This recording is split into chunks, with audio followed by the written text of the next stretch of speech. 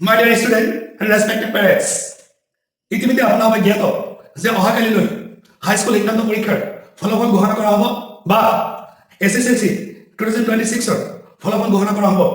My dear student, এটা কথা মই অৱগত অলৰেডি কৰিছিলোঁ যে অহাকালিলৈ ফলাফল যিয়ে নহওক কিয় সেই পৰিৱৰ্তন নিজকে খাপ খুৱাই অনাগত দিনত কেনেকৈ আগুৱাই লৈ যাব লাগিব নিজকে তাৰ বাবে সিদ্ধান্ত গ্ৰহণ কৰিব লাগিব।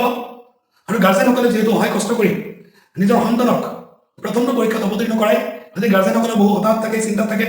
আৰু মই কৈছোঁ গাৰ্জেনসকলে এই ক্ষেত্ৰত শংকিত হ'ব নালাগে, চিন্তা কৰিব নালাগে। সন্তানে যি ৰিজাল্ট নকৰক কিয় সেই ৰিজাল্টতে ছেটিছফাইড হৈ পেলাই অনাগত দিনত সন্তানক কেনেকৈ আগুৱাই লৈ যাব লাগিব সেই বিষয়ে নিজাকে সিদ্ধান্ত গ্ৰহণ কৰিব লাগিব। একেধৰণে অনুষ্ঠান প্ৰতিষ্ঠান বা শিক্ষানুষ্ঠানবিলাকেও ছাত্ৰ ছাত্ৰীসকলৰ ফলাফল বৃদ্ধিৰ কাৰণে বিভিন্ন ধৰণে চেষ্টা কৰে। চেষ্টাৰ ফলত ছাত্ৰ ছাত্ৰীসকলৰ ৰিজাল্ট কিছুমানৰ ভাল হয়, কিছুমানৰ বেয়া হয়।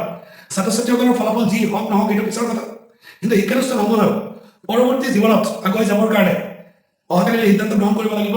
কেনেকৈ পঢ়ুৱালে ছাত্ৰ ছাত্ৰীসকলৰ ফলাফল ভাল হ'ব, কোনটো ব্যৱস্থা গ্ৰহণ কৰিলে যিসকল ছাত্ৰ ছাত্ৰীৰ ফলাফল ভাল দেখুৱাব নোৱাৰিলে সেই ছাত্ৰ ছাত্ৰীসকলে সঠিক পথৰ সন্ধান পাব সেই বিষয়ে সিদ্ধান্ত গ্ৰহণ কৰিব লাগিব।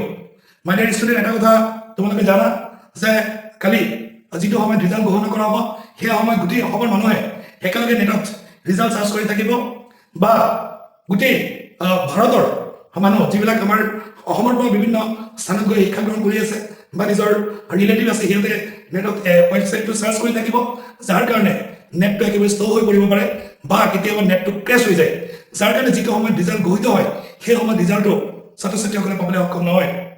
যিহেতু ছাত্ৰ ছাত্ৰীসকলে বহু চিন্তাত থাকে, শংকাত থাকে, গাৰ্জেনসকলেও শংকাত থাকে, গতিকে এই গাৰ্জেনসকলৰ শংকা আৰু ছাত্ৰ ছাত্ৰীসকলৰ এই মানসিক প্ৰেছাৰটো অলপ লাঘৱ কৰিবৰ কাৰণে আমি টপাৰ ছেকেণ্ডেৰী, চিনিয়ৰ ছেকেণ্ডেৰী স্কুল আৰু মেৰাইন এডুকেশ্যন ছাৰ্ভিচেছ ওলাই আহিছোঁ আপোনালোকক সহায় কৰিবৰ কাৰণে।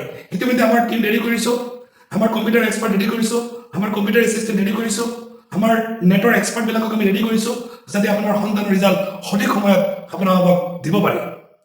আপোনালোকে কি কৰিব লাগিব, আপোনাৰ সন্তানৰ এডমিট কাৰ্ডখিনি আমাৰ হোৱাটছআপ নম্বৰত চেণ্ড কৰিব লাগিব 70023837।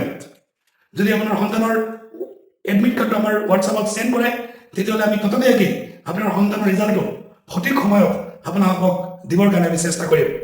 ৰিজাল্ট যিয়ে নহওক কিয় নিজকে সেই এনভাইৰমেণ্টত খাপ খুৱাই অনাগত দিনত কেনেকৈ আগুৱাই যাব লাগিব সেই বিষয়ে সকলোৱে সিদ্ধান্ত গ্ৰহণ কৰিব লাগিব। ছাত্ৰ ছাত্ৰীয়েও কৰিব লাগিব, শিক্ষাগুৰুসকলেও কৰিব লাগিব আৰু অভিভাৱকসকলেও কৰিব লাগিব। ধন্যবাদ।